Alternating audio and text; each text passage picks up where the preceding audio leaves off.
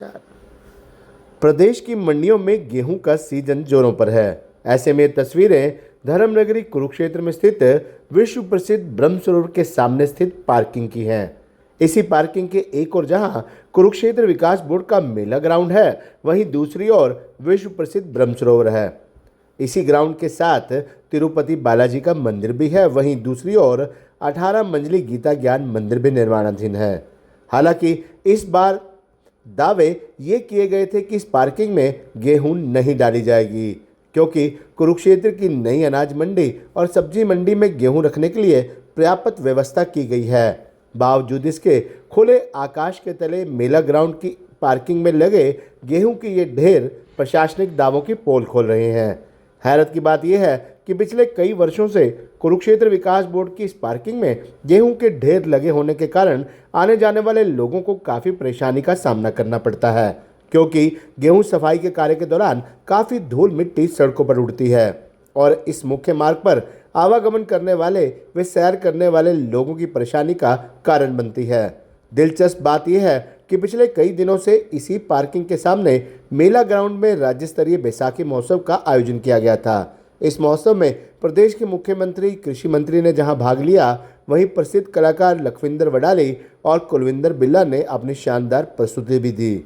इस बैसाखी महोत्सव के चलते कुरुक्षेत्र विकास बोर्ड और प्रशासन किसानों द्वारा इस पार्किंग में गेहूं न डाले जाने को लेकर काफ़ी सजग दिखाई दिया था, परंतु जैसे ही रात को यह बैसाखी महोत्सव संपन्न हुआ, मानो किसानों को यहां गेहूं डालने की छूट ही दे दी गई हो। ऐसे में गेहूं के इस सीजन के दौरान ब्रह्म सरोवर पर प्रतिदिन सैर करने आने वाले लोगों को इस मार्ग पर आवागमन करने वाले वाहन चालकों के लिए अब परेशानी बढ़ने वाली है। इतना ही नहीं, अब इस पार्किंग में क्रिकेट खेलने वाले युवा खिलाड़ियों को भी अब कई दिन किसी और पिच पर बल्लेबाजी और बॉलिंग के जौहर दिखाने होंगे। यह तस्वीरें कुरुक्षेत्र विकास बोर्ड मेला ग्राउंड की पार्किंग की हैं। इन तस्वीरों में आप साफ रूप से देख सकते हैं कि किस प्रकार बैसाखी महोत्सव समाप्त होते ही गेहूं के ढेर लगने शुरू हो गए हैं। हालांकि आज ये ढेर लगने शुरू हुए हैं।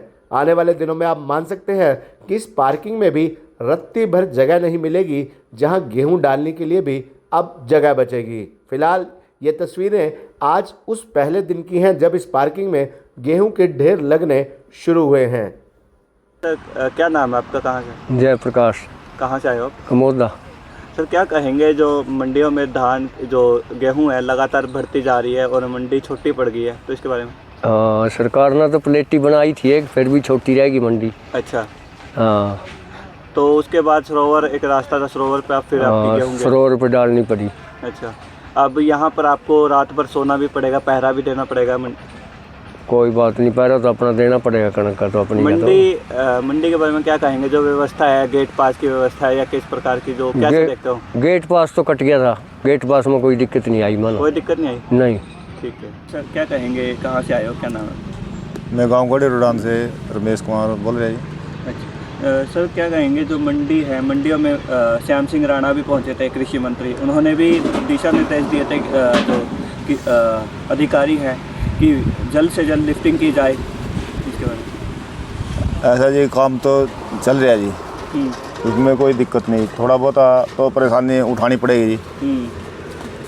एकदम सीजन में 2-3 दिन का थोड़ा जोर हो जाता है, उसमें ज़्यादा लंबी चौड़ी कोई इतनी नहीं आई। कोई गेट पास की दिक्कत नहीं है। ठीक है, आपका